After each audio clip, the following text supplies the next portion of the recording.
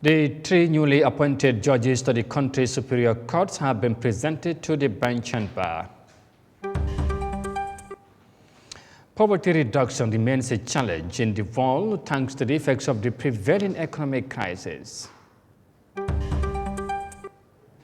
And DR Congo's government and rebel groups signed a ceasefire deal, paving a way for the delivery of humanitarian support for victims. Well, this and more coming your way on The World Today.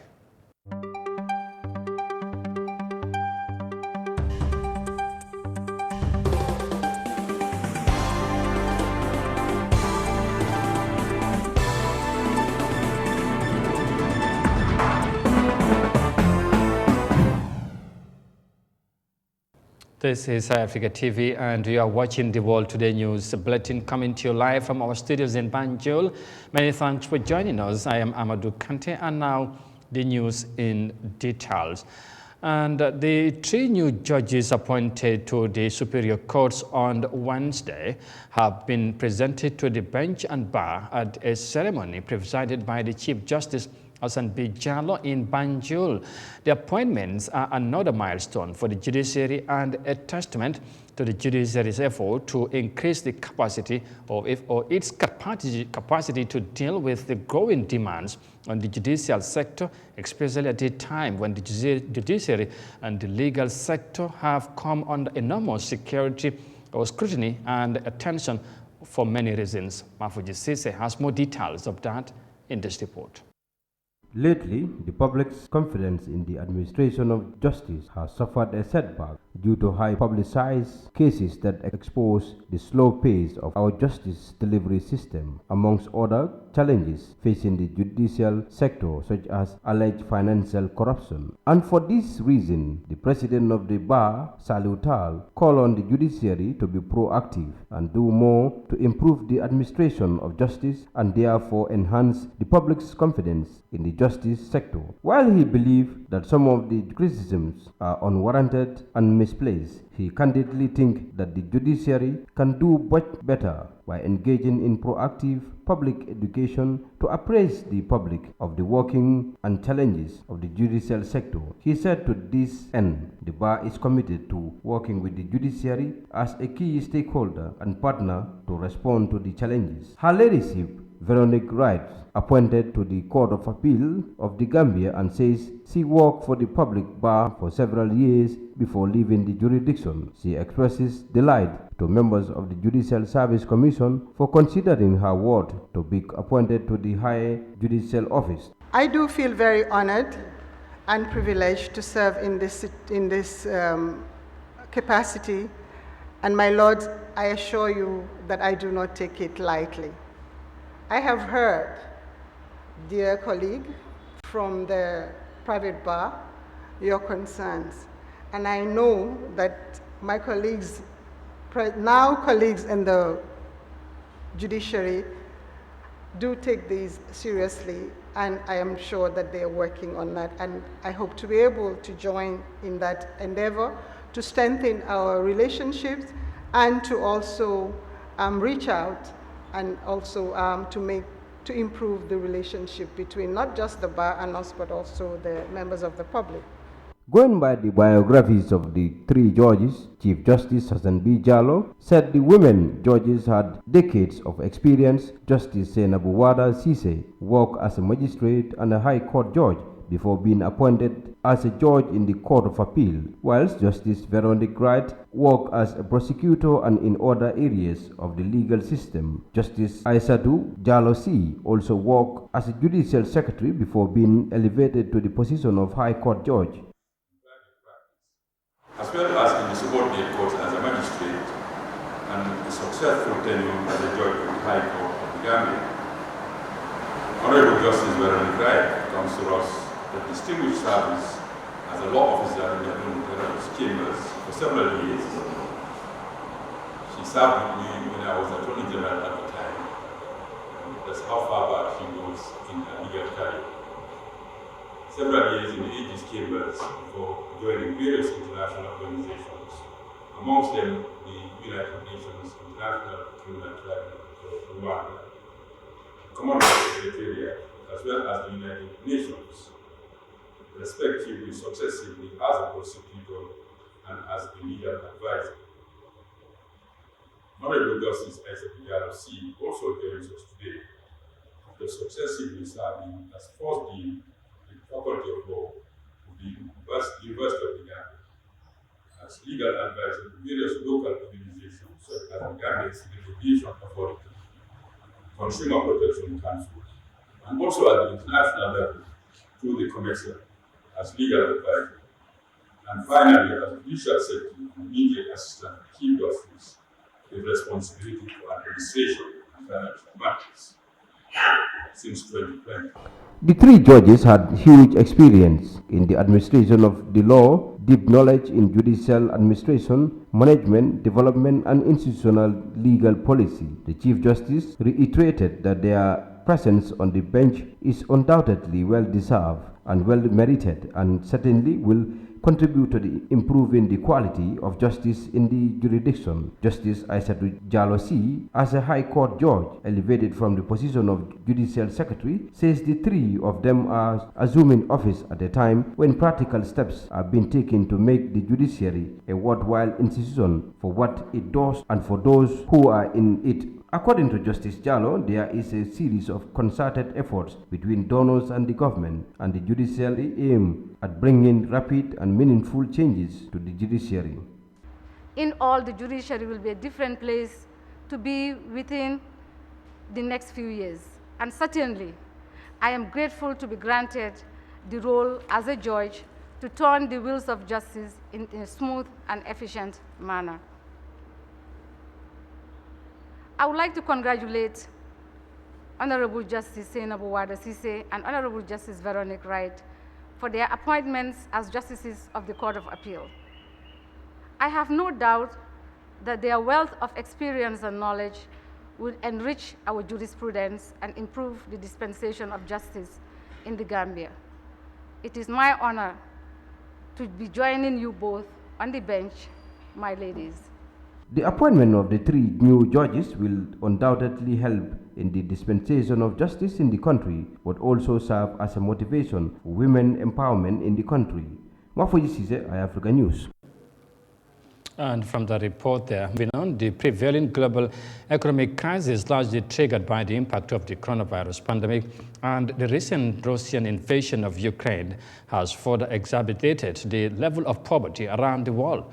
More than 700 people, or 700 million people, were said to be subsisting on less than $2.15 a day at the end of 2020, thanks to the adverse effects of the global health crisis. Here's more details of that in this report.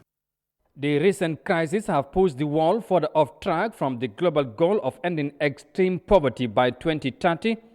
Given current trends, 574 million people, nearly 7% of the world's population, will still be living on less than $2.15 a day in 2030. And the challenge is made harder by the fact that extreme poverty is concentrated in parts of the world where it will be hardest to eradicate, such as in sub-Saharan Africa, in conflict-affected zones, and in rural areas. The level of poverty rose in 2020 due to the disruption caused by the COVID-19 crisis, which triggered the global extreme poverty rate reaching 9.3%, up from 8.4% the previous years. The significant decline in the number of COVID-19 cases in most parts of the globe have paved the way for governments, businesses, and individuals to start initiating measures to resuscitate themselves from the severe effects of the health crisis. But the Russian president's duped special military operation in Ukraine has since instigated a heavy knock on the global economy, which has impacted the life and livelihoods of millions of people around the world, especially in developing countries. The recovery since then has been uneven. Rising food and energy prices, fueled in part by the war in Ukraine and by climate shocks and conflicts, have hindered a swift recovery. Statistics have indicated that by the end of 2022, as many as 685 million people could be still living in extreme poverty. Reporting for Africa News, I am Amadou Kante. And from the report, they are moving on. John Charles Njai, chairperson of civil society organizations in the Gambia, has called on Gambians to embrace and celebrate security forces in the country. Mr. John said the country should be celebrating the security men and women in the Gambia and not wait for orders from the outside to do so. Maria Macham tells us more of that in this report. The basic objective of providing security is to prevent crime against persons, property, and proprietary information. Security provides a safe and danger-free environment so that people can conduct their daily chores and businesses without fear. Such is the importance of the security service that any meaningful development cannot take place without them playing a pivotal role in it. And for John Charles Njai, chairperson of civil society organizations in the country, it's important that Gambians move away from the past and make an effort to embrace our security men and women. Their efforts towards national development, he says, should be recognized. We have a challenge as a people. Gambians, we must move away from the past. Yes, dark things have happened over 22 years. Some of our members in the security services have been tainted, but we still have professional men and women in uniform. And we must salute their efforts. We must not hold them back to the dark days of the wrongs that some of their members did. The majority of our security men and women, they are professional. They are peace-loving Gambians. They are patriotic. So let's move from the past and give them the benefit of the doubt. One problem Mr. Njai also identifies is the lack of resources for the security apparatus to efficiently carry out its functions. And if government be serious about national security, then it should be, as a matter of must, provide the requisite resources for the security forces. You know, you look at our national budget, you say something is a priority, but the budgetary allocation doesn't depict the showing of that priority. If national security is a priority, we need to see adequate resources allocated to our security services. Mr. Njai finally called on Gambians to celebrate our members of the security forces, as it seems it's the outsiders who seem to value their competence more than those of us that live here. In our midst in this country, we have professional men and women in uniform that are celebrated outside more than they are celebrated inside. It is time for us to celebrate and to reward our heroes and our sheroes in uniform and not wait for the outside to do it.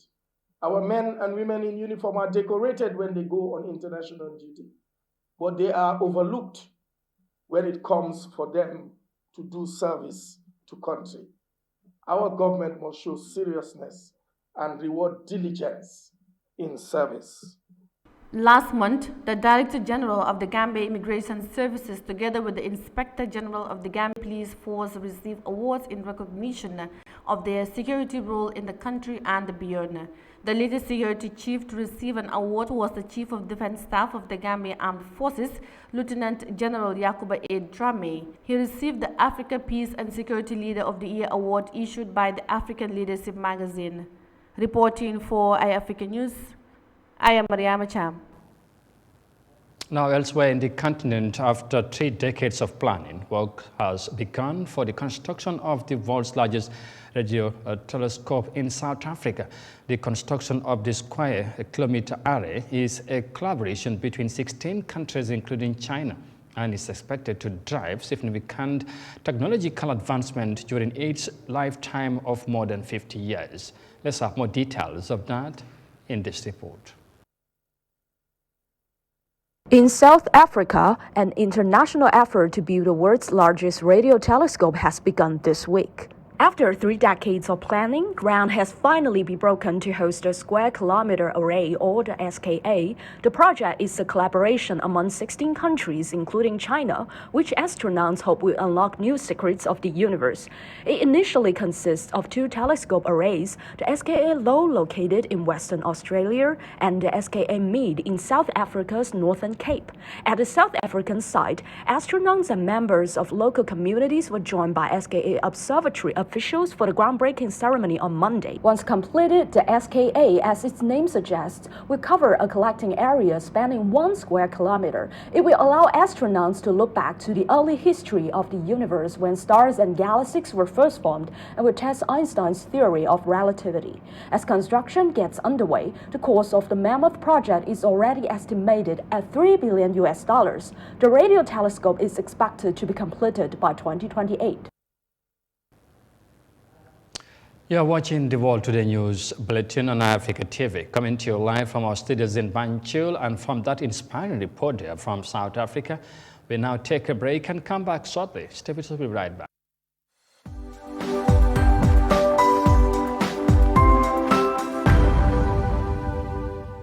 South Africa Global is the first and biggest private estate developer in the Gambia and present in 7 other African countries. We take pride in leading innovation in all spheres of real estate sector in the Gambia and beyond. As such, we are launching the development of the first smart and modern office and retail towers in the Gambia called TAF Twins. The TAF Twins is located in the heart of the Kanifing institutional area and 10 minutes drive away from Banjul. TAF Twins is designed to have 5 floors of office spaces ranging from 50 square meters to over 1,000 square meters, with 2 elevators, central air conditioning, 24 hours electricity and water supply, with the ground floor reserved for banking, supermarket, restaurant and coffee shop. For your bookings and reservations, please call now on 376-2333 or 776-2333. Thank you.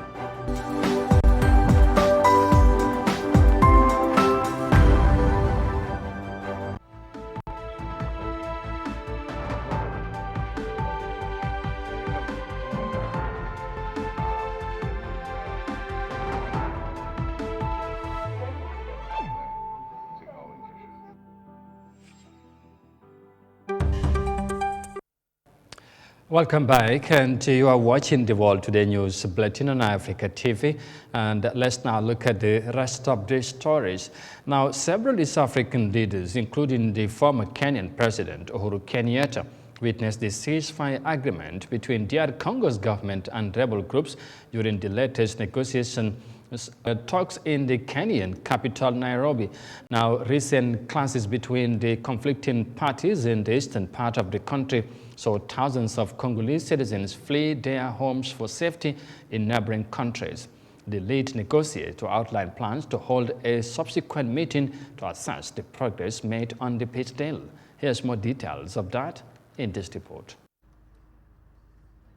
In the Kenyan capital, Nairobi, the Democratic Republic of Congo's government and armed rebel groups have agreed to a ceasefire in the latest round of peace talks. The talks involve the current presidents of Kenya, Burundi, the DRC, Rwanda, and Uganda, as well as former Kenya President Uhuru Kenyatta, who acted as the facilitator of the peace process. Representatives of armed groups in the DRC were also present. All parties signed agreements on a raft of key issues, including a ceasefire and allowing emergency humanitarian relief to reach the conflict-affected areas. Kenyatta said 2 follow-up meetings will be held in the DRC cities of Goma and Bunia next month, which will assess the progress of the new agreements and begin engagements on the medium and long-term peace agenda. The M23 rebel group, which had been leading an offensive in the eastern DRC, was not represented in the talks, but says it's ready to withdraw from occupied territory and will support regional peacemaking efforts. The conflicts between the DRC government forces and the M23 group have displaced hundreds of thousands of residents in the eastern part of the country. The UN says some 680,000 people are in need of humanitarian assistance. Well, the DR Congo government officials, they're signing a peace deal or a ceasefire agreement with the rebel groups in the country as part of efforts to restore stability in the East African country. And finally, coming back home, the Sena Mumbai and co-manslaughter trial suffered a setback on Friday because the trial judge, Justice Ibrahim Jaite, was busy gracing the presentation ceremony of 3 women judges to the bench and the bar at the High Court in Banjul. Justice Ibrahim Jaite had, in an earlier sitting, dismissed the submission of no case to answer filed on behalf of Sena Mumbai, Chernombai, and Kibili Dembele, and had called upon them to open their defense. The accused persons are charged with 2 counts of manslaughter and exposing a child to danger. They have all denied the charges. Mafuji Sise has more details of that in this report. In his ruling, Justice Jaite disclosed that the prosecution produced evidence to support the allegations on the offense charge. He further disclosed that the evidence adduced by the prosecution is such that it requires some explanation from the accused persons of what happened in the vehicle, where Mohammed was allegedly left alone for 4 hours. He said the prosecution adduced evidence in the testimonies of the witnesses linking the accused persons to the case. Justice Jaite revealed that it is an undisputed fact that the accused persons and Mohammed with 2 other children were in the same vehicle, and all of them alighted at their destination in Brusubi. The trial judge further revealed that the biological mother of the deceased testified that her son Mohammed Mbai is dead, and there was evidence that Mohammed was removed from the vehicle unconscious and rushed to Afrimed International Hospital in a critical condition as he was experiencing severe respiratory distress. Justice Jaite said the cautionary statement of the accused persons were admitted into evidence without objection, and therefore a prima facie case has been made out against the accused persons. He accordingly dismissed the submission of no case to answer. Sena Mumbai, Chernombai, and Kibili Dembele are expected to open their defense on Tuesday, 13 December 2022 at 3 p.m. Mafuji Sise, Eyeafrica News. You've been watching the World Today News Bulletin on Eyeafrica TV, and from that report there by Mafuji Sise, we now eventually bring this news edition to an end. But for more details on this and other stories,